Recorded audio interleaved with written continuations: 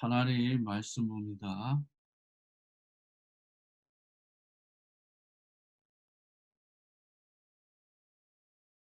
1절부터 5절까지 봅니다. 고린도후서 3장 1절부터 5절까지 보겠습니다.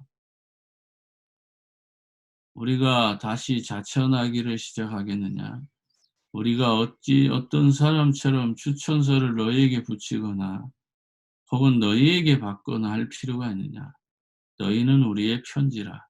우리 마음에 썼고 뭇 사람이 알고 읽은 바라. 너희는 우리로 말미암아 나타난 그리스도의 편지니 이는 먹으로 쓴 것이 아니요 오직 살아계신 하나님의 영으로 쓴 것이며 또 돌판에 쓴 것이 아니요 오직 육의 마음판에 쓴 것이라. 우리가 그리스도로 말미암아 하나님을 향하여 이같이 확신이 있으니 우리가 무슨 일이든지 우리에게 난 것 같이 스스로 만족할 것이 아니니 우리의 만족은 오직 하나님으로부터 나느니라. 아멘. 우리는 자기 중심적으로 살기 때문에 자기 스스로 만족하려고 합니다. 대부분의 그리스도인들은 단순히 비그리스도인들에게 복음 전하는 것을, 복음을 전파하는 것을 전도라고 생각하는 경향이 굉장히 많습니다. 이러한 생각은 아주 좁은 의미의 전도의 개념이죠. 실제로 성경에서 말하고 있는 이 전도의 개념은 이보다 더 훨씬 자세하고 광범위하잖아요. 그럼에도 불구하고 우리는 자꾸만 나의 기준에서 전도를 하거나 나의 기준에서 봉사하고 헌신하고 충성하고 헌금하고 축복을 받으려고 하는. 그러다 보니까 나의 기준에, 나의 생각에, 또 내가 원하는 것에 하나님이 오셔야 되는 거예요. 그게 지나친 영적 문제예요. 심각한 영적 문제라고요. 나만을 위해서 사는 것, 하나님을 위해서 사는 것처럼 하는데 내 기준, 내 중심으로 사는 사람들이 많단 말이에요. 그게 고린도 교회 지금 성도들입니다. 지금 바울이 계속해서 강조하는 게 뭐냐면 우리라는 말입니다. 그런데 고린도 교회는 각각의 자신밖에 몰라요. 그러니까 자기 기준에서 생각을 하다 보니까 자꾸만 사도 바울과 부닥치는 거예요. 그러니까 영과 육이 갈등을 하는 거죠. 로마서 8장에 있는 말씀대로 육신의 생각을 하는 거예요. 영적인 생각을 하지 않고 육신적인 생각으로 자꾸만 뭔가 판단을 하고 선택을 하고 기준을 세워가니까 자꾸만 뭐예요? 인간적인 이런 육신적인 이런 갈등이 계속 반복되는 거죠. 우리가 복음을 전하기로 생각했고 예수 그리스도의 은혜를 안다면 가장 기본적으로 중요하게 생각하는 건 뭐냐면 새 가족이에요. 그 새로운 사람들, 새로운 만남들, 여기에는 하나님의 특별한 계획이 있습니다. 그래서 교회 밖에도 전도를 해야 되지만 교회 안에 전도를 하는 게 더 중요한 거예요. 먼저 믿은 일꾼으로, 먼저 믿은 새 일꾼이 가장 주의 깊게 살펴야 되는 게 뭐냐면 새 신자를 잘 양육하는, 교회 안에까지 들어와 있는 렘넌트들, 우리가 만나서 영접시키는 이 새 신자, 새 가족을 잘 양육하는 것이 교회가 해야 될 가장 중요한 과제 중에 과제예요. 그래서 이런 일꾼들을 키우는 데 있어서 말씀 흐름을 잘 따라가는 것. 우리가 기록한 말씀 메시지가 그런 노트 하나에 그냥 종이로 자기가 기록하고 책꽂이나 아니면 시지통에 버려질 그러한 메시지가 아니라 그 메시지가 오늘 사도 바울처럼 사도 바울이 편지 쓴 것이나 우리가 설교 말씀을 잘 기록해 가지고 그것을 가지고 전도에 활용을 할 수 있다면 그보다 더 큰 유익이 없잖아요. 지금 사도 바울은 추천서 문제, 사도의 추천서, 너는 추천서가 있느냐 없느냐 이런 문제보다 더 중요한 게 뭐라고 말합니까? 2절에 너희는 우리의 편지라. 우리 마음에 썼고 무사람이 알고 읽은 바라. 우리가 마음으로 쓴 그런 메시지들은 전도에 있어서 교회를 살리는 일에 있어서 굉장히 중요한 역할을 한다라는 것입니다. 어제 종교개혁자 마틴 루터가 로마서 1장 17절을 읽고 변화가 일어난 것은 그것이 결과적으로 뭐 성경이지만 실제로는 바울의 뭐예요? 마음의 편지잖아요. 바울은 이 편지를 뭐라고 그랬죠? 서신서 전체를 그가 쓸 때는 육으로 쓴 것이 아니고 예? 영으로 쓴 것이라고 그러잖아요. 붓을 들어 썼지만은 그것이 결국은 하나님이 쓰신 것이다. 우리가 기록하는 그 한 메시지 한 메시지가 하나님의 영으로 썼다라고 생각하는 그러한 믿음이 우리에게 필요한 거예요. 그래서 마틴 루터는 하나님의 영으로 쓴 로마서 1장 16절 17절에 그 말씀을 읽고 그가 인생의 방황을 멈출 수 있었다.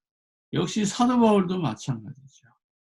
1장 17절에 있는 이 말씀 그대로 복음에는 그리스도가 나타났다. 하나님의 의가 나타나서 믿음으로 믿음에 이르게 한다. 율법이나 종교나 행위에서 믿음에 이르게 하는 것이 아니라 오직 은혜에서 은혜로 구원을 받게 되는 것이 바로 이 성경이다. 그러기 때문에 의인은 믿음으로 말미암아 산다. 우리가 잘나서 구원받은 것이 아니고요. 훌륭해서 깨끗해서 구원받은 것이 아니라 하나님의 의 때문에 우리가 구원받은 거예요. 그 하나님의 의로 말미암아 죄된 우리 인생이 의인이 된 거예요. 그 죄를 가려줬기 때문에. 그의 피로 말미암아 우리의 죄를 다 덮어줬기 때문에 우리가 의인이 된 거예요. 우리의 공로가 없단 말이에요. 이것을 마틴 루터는 깨달은 거예요. 바울도 이걸 깨달은 거예요. 율법을 철저히 지키면서 그렇게 해야만 구원받는다고 생각했는데 갑자기 그거 필요 없다고 하니까 바리새인으로서는 예수님이 얼마나 미웠겠습니까? 저와 여러분이 오늘 이 새벽에 어제 강단의 말씀과 이 새벽의 말씀을 좀 더 구체적으로 연결시켜서 우리가 기록하는 노트가 먹으로 쓰는 것이 아니고 펜으로 쓰는 것이 아니라 하나님이 감동하셔서 나에게 레마로 주신 것, 로고스의 말씀을 레마로 주신 것을 기록할 때 그 기록한 메시지가 많은 사람을 살리는 전도의 통로가 되고 전도의 도구가 된다라는 것입니다. 그러므로 우리가 이들을 잘 양육해서 현장으로 보내서 그것에서 열매 맺게 하는 거, 그게 바로 전도예요. 일꾼 양육. 이것이 되어지지 않으면 결국은 우리는 언젠가 무너지는 거예요. 그래서 일꾼 양육을 향해서 우리가 따로 훈련시켜야 하는 거예요. 그래서 각각이 일꾼을 양육할 수 있는 메시지가 있기 때문에 그 메시지를 가지고 나의 생각, 나의 기준, 나의 경험을 거기다 집어넣는 것이 아니라 성경에서 말하는 우리 마음에 응답되어진 살아계신 예수 그리스도의 복음의 말씀을 증거하는 것이라는 거예요. 그러면서 오직 육의 마음판에 쓴 것을 가지고 가서 전도자의 삶을 살아야 된다라는 것입니다. 우리가 그리스도로 말미암아 하나님을 향하여 이같이 확신이 있으니 4절의 말씀. 다른 것으로 확신을 가지면 안 돼요. 우리는 오직 그리스도로 말미암아서 하나님을 바라보는 거예요. 그 하나님을 바라볼 때 그 하나님이 나를 향하여서 오셔야 되는 거예요. 내가 계획을 세우고 내가 목적이 있고 내가 바라는 소원과 기도 제목 속에 그분이 오시는 것이 아니라 그분이 원하는 그 하나님이 원하는 것에 우리가 삶의 방향을 맞춰 나가는 거예요. 육신적인 생각을 했다면 영적인 생각을, 나의 육신적인 응답을 생각했다면 하나님의 응답을 생각할 때 그게 바로 하나님이 주실 응답을 가장 빠르게 받는 방법입니다. 내가 좋아하는 것을 만족하는 것이 아니에요. 하나님을 만족하게 할 때에 하나님이 응답하신다는 거예요. 그래서 5절에 보면 우리가 무슨 일이든지 우리에게서 난 것 같이 스스로 만족할 것이 아니다. 우리가 만족은 오직 하나님으로부터 나는 거예요. 인생의 참 행복, 참 기쁨, 참 축복, 우리가 원하는 모든 것이 하나님으로부터 오는 거예요. 그런데 그걸 모르고 우리가 자꾸만 쫓아가는 거잖아요. 그래서 사도 바울은 우리가 받은 새 언약의 일꾼은 영으로만 된다는 거예요. 성령의 능력으로만 되는 거예요. 이 이야기는, 이 말씀을 내일 하도록 하겠습니다. 오늘은 우리의 만족은 허무하고 외롭고 쓸쓸하고 고달픈 것이라면 하나님의 만족은 늘 물고기가 물을 만난 것처럼 행복한 것입니다. 즐거운 것이에요. 힘이 나는 것입니다. 그래서 성령이 너희에게 임하심을 우리가 깨닫는 것이고, 꽃은 마르고 푸른 시드나 하나님의 말씀은 영원한 거예요.